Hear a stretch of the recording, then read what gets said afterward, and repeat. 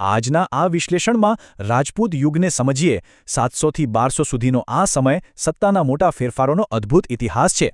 હર્ષવર્ધન અને પુલકેશી બીજાના અવસાન પછી શું થયું? દેશમાં સત્તાનો મોટો ખાલીપો ઊભો થયો અને નવા રાજ્યો જન્મ્યા. અહીં આપણે રાજપૂતોનો ઉદય, ઉત્તર દક્ષિણના રાજ્યો, ગુજરાતનો સુવર્ણયુગ અને અંતે તેમના પતનની ફટાફટ ચર્ચા કરીશું. રાજપૂતો એટલે અપ્રતિમ બહાદુરી અને શરણાગતોના રક્ષક.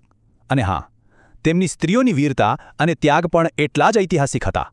ઉત્તર ભારતમાં ગઢવાલ, ચંદેલ, પરમાર અને ચૌહાણ આ 4 મુખ્ય રાજવંશોનો તે સમયે જબરદસ્ત પ્રભાવ હતો.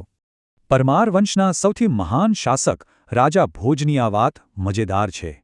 તેમણે જ આજનું આધુનિક ભોપાલ શહેર વસાવેલું.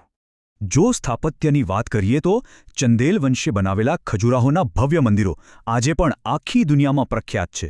પૃથ્વીરાજ ચૌહાણ ત્રીજાને કોણ ભૂલી શકે? તરાઈના મેદાનમાં તેમણે લડેલું યુદ્ધ ભારતના ઇતિહાસનું એક અત્યંત નિર્ણાયક યુદ્ધ હતું. ચાલો હવે ગુજરાત તરફ વળીએ. સોલંકી કાળ એ ગુજરાતનો ખરો સુવર્ણયુગ હતો, જ્યાં સમૃદ્ધિ ટોચ પર હતી.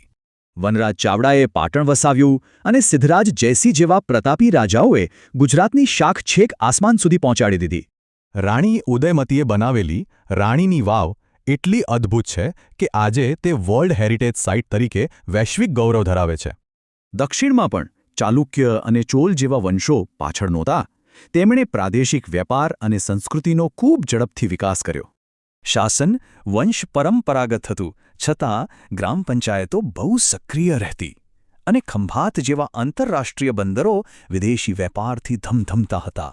ગઝનીએ માત્ર સંપત્તિ લૂંટી, પણ ઘોરીએ તો સત્તા જમાવી. આ 2 વિદેશી આક્રમણોએ આખી જૂની વ્યવસ્થા જ તોડી પાડી. અહીં ખાસ નોંધવા જેવું છે કે કર્ણદેવ વાઘેલાની હાર થતાં જ ગુજરાતમાં પહેલીવાર દિલ્હી સલ્તનતની શરૂઆત થઈ ગઈ. તો વિચાર કરો, શૌર્ય અને પતનથી ભરેલા આ રાજપૂત યુગની કઈ ઐતિહાસિક ઘટના સૌથી વધુ રસપ્રદ અને ચોંકાવનારી છે?